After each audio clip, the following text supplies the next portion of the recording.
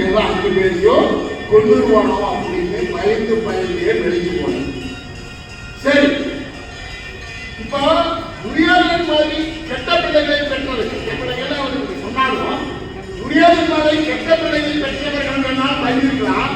நீ தர்மன் போன்ற 5 தர்மத்துக்கான குழந்தைகளை பெற்றுவிட்டு ஆனால் நீ அஞ்சி வாழ்ந்தாயே, இதை விட வேறு முழுமை வேண்டுமா சொல்கிறேன். அடுத்து பாருங்க, நீயோ நல்ல பிள்ளைகளை பெற்று உயர்வுத்தான். நல்ல பசங்க தர்மன், அர்ஜுனன், பீமன், கனகன் எல்லாருமே அருமையான பசங்க. 5 நல்ல பசங்களை பெற்று உயர்வுத்தாய். கடைசியில் காட்டில் திரிந்தாய். காட்டு மட்டுமா திருந்த பிச்சை எடுத்தாய். தாயே குந்திதேவி, நீ பிச்சை எடுத்தாய். தாயே பிச்சை எடுத்தாய். பீமனுடைய பசிக்கு, பீமனுடைய சாப்பாடு சாதாரணமா, பீமனுடைய பசிக்கு நீ வெளிந்தாய். நல்ல நிலை வந்த போது தர்மன் சூதாட நீ நாடு இழந்தாய். பாரத போரில் பேரை குழந்தைகளை பறி கொடுத்தாய். இந்த லிஸ்ட் போதுமா? இன்னுமா லிஸ்ட் வேணும் அப்படின்னு சொல்லி யாருக்கு சொல்றாரு? எல்லாம் சொல்ல கண்ணபுரான் சொல்றாரு. அப்போ நல்லா கவனிங்க, எல்லாருமே கடவுளோட அது வேணும் இது வேணும் கேட்கும் போது குந்தி தேவி மட்டும் எப்படி தைரியமா மகாபாரத போர் புரிஞ்ச உடனே எனக்கு தேவை கஷ்டங்கள் மட்டுமே அப்படின்னு சொன்னா, அப்போ கண்ணபுரான் சொன்னா, தாயே நீ இவ்வளவு கஷ்டங்கள் பட்டுட்ட, இதுக்கு மேலே கஷ்டப்படுமா? வேண்டாம் தாயே, இந்த கஷ்டங்களை நீட்டி இனிமேலாக்கு நீ சந்தோஷமாகிரு, நான் உனக்கு என்ன வர வேணாலும் தரேன் அப்படின்னு சொன்னான். அப்ப குந்தி தேவி சொன்ன ஒரே பதில் சொல்லுங்க, இத்தனை கேட்டு குந்தி தேவி சொன்னா பாருங்க, ஒரே ஒரு வார்த்தை சொன்னான். என்ன தெரியுமா? கண்ணா, என்னுடைய ஒவ்வொரு கஷ்டத்திலையும் நான் யாரை நினைச்சேன், ஒவ்வொரு கஷ்டத்திலையும் ஒவ்வொரு துன்பத்திலையும் நான் நினைத்தது உன்னை மட்டுமே. நீ மட்டுமே என்னை இதுவரை காப்பாற்றி இருக்கிறாய். எல்லா கஷ்டத்தையும் துணைக்கு இருக்கிறவன் நீதான். கஷ்டம் இல்லை என்றால் நான் உன்னை நினைத்திருக்க மாட்டேன். கஷ்டம் வந்ததால் மட்டுமே தான் நான் உன்னை நினைத்தேன்.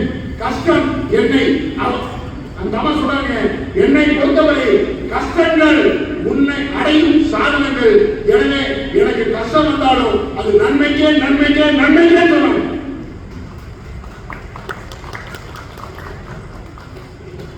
சார் கஷ்டம் வந்து நம்ம திட்டக்கூடாது சார்.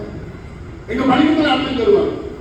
பையன் பாஸ் ஆகலாம்னு வச்சுக்கோங்க, அப்பா என் பையன் எப்படிமா பெயராக சொல்லி கொடுத்து வாத்தியார் செய்யுங்க. வாத்தியார் பக்கு சொல்லி கொடுத்த வாத்தியாரே சரி, வாத்தியார் பக்கு அப்படின்னு. அப்ப அந்த மாதிரி கடவுள் நமக்கு என்ன, கடவுளை வேண்டியது சரணாகதி வந்து நம்ம பாடி, ஆனா அவர் அருள்வதை நாம் ஏற்றுக்கொள்ள வேண்டும். அவர் எது கொடுத்தாலும் நல்லதுக்கு. நான் காட்டில் சொன்ன பார்த்தீங்களா, அந்த மாதிரி அவர் எது கொடுக்கிறாரோ அது கொடுத்ததும் அனைத்தும் நன்மைக்கு. இதுக்கான கதை நிறைய நம்ம படிச்சோம். ஆக இந்த சமயத்துல நாம கடவுள்கிட்ட வேண்டுவது என்னவென்றால், இந்த தமிழ் புத்தாண்டு நமக்கு தமிழ் புத்தாண்டு பிறந்திருக்குங்களா? இன்னைக்கு பிறந்ததுங்க இங்க தமிழ் புத்தாண்டு பிறந்ததுங்களா? விசுவாசுவ தமிழ் புத்தாண்டு. இந்த தமிழ் புத்தாண்டு நமக்கெல்லாம் சிறப்பாக அமையக்கூடிய மிகச்சிறந்த தமிழ் புத்தாண்டு. இந்த புத்தாண்டு தான் நமக்கு இந்த ஆண்டு பிறந்தது. சரி, இப்ப திரும்பவும் அண்ணா சொல்லப்படி ஒரு ஆஞ்சநேயருக்கான ஸ்லோகம் எல்லாருக்குமே தெரியும்.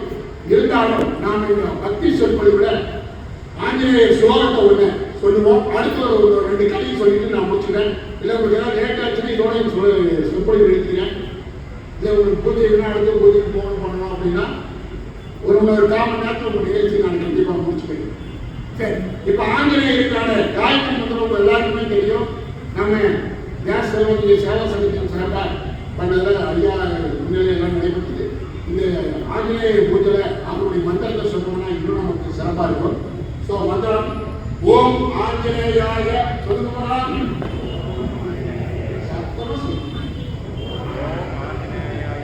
வித்மஹே மகாவீராய தீமஹி தன்னோ ஹனுமன் பிரச்சோதயாத். நம்ம ஆஞ்சநேயரை வச்சு அவங்களுக்கு மந்திரத்தை சொல்லு. புரிஞ்சுதுங்களா? நாம குழந்தைங்க. இப்ப குழந்தை அம்மா உங்களை குழந்தை பிறந்த குழந்தை என்னன்னு கூப்பிடும்.